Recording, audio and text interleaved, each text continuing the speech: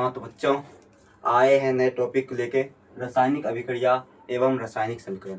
रासायनिक अभिक्रिया एवं रासायनिक समीकरण जो आज का टॉपिक है, 5 मिनट का टॉपिक आज लेके आए हैं, जो कि बहुत बार पूछा भी गया है। किसी साल में आपको 10th में पूछा गया है रासायनिक समीकरण के नियम के बारे में कुछ पूछा गया है। ऐसे रासायनिक समीकरण क्यों, कितने प्रकार होते हैं, तो वो सब बताएंगे।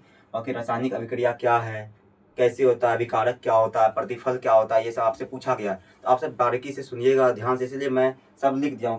क्या है कि एक टॉपिक लिखता हूँ और सब बोलता हूँ तो आप सबको कुछ लिखा हुआ नहीं मिलता, इसीलिए मैं पहले लिख दिया हूँ। इसलिए लिख दिया हूँ क्योंकि 5 मिनट का ये सीरीज है, ये 5 मिनट का सीरीज है, इसलिए मैं पहले लिख दिया हूँ। तो कहता है रासायनिक अभिक्रिया। रासायनिक अभिक्रिया को जब कोई पदार्थ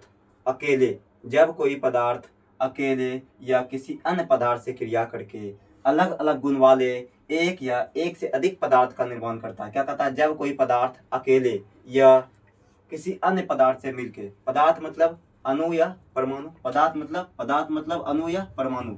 जब कोई पदार्थ मतलब अणु या परमाणु, अकेले या किसी अन्य पदार्थ मतलब अणु या परमाणु या अणु से मिलकर अलग अलग गुण वाले एक या एक से अधिक पदार्थ का निर्माण करता है, तो यह क्या कहलाता है? रासायनिक अभिक्रिया कहलाता है। क्या कहलाता है? रासायनिक अभिक्रिया कहलाता है। जैसे देखिए, यहाँ एक हाइड्रोजन का अणु है, 2 अणु, क्लोरीन का यहाँ 2 अणु है, और क्या बना दिया? एक HCl का अणु बना दिया, 2 HCl का 2 अणु बना दिया। HCl हाइड्रोक्लोरिक अम्ल, HCl। यहाँ हाइड्रोजन के 2 अणु मिलकर क्लोरीन के 2 अणु के साथ क्या किया? अभिक्रिया किया, और क्या बना दिया?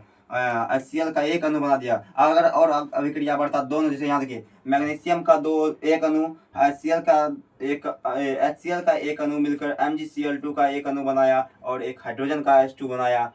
इसी तरह यहाँ देखिए, यहाँ 2 बना दिया, 2 अभिक्रिया करके 2 पदार्थ का निर्माण कर दिया। अब ये जो पदार्थ निर्माण हुआ और जो अभिक्रिया में भाग लिया, क्या क्या कहलाता है? जैसे ये देखिए, ये पदार्थ जो अभिक्रिया में भाग लेते हैं, जैसे ये अभिक्रिया हो रहा है, तो अभिक्रिया में कौन? H2HCl2 भाग ले रहे हैं। तो हाइड्रोजन और क्लोरीन क्या है? अभिकारक है। हाइड्रोजन और क्लोरीन क्या है? हाइड्रोजन और क्लोरीन अभिकारक है। यहाँ देखिए, अभिक्रिया में भाग लेने वाले पदार्थ क्या कहलाते हैं? अभिकारक कहलाते हैं। तो हाइड्रोजन और क्लोरीन क्या है? अभिकारक है। क्या है? अभिकारक है।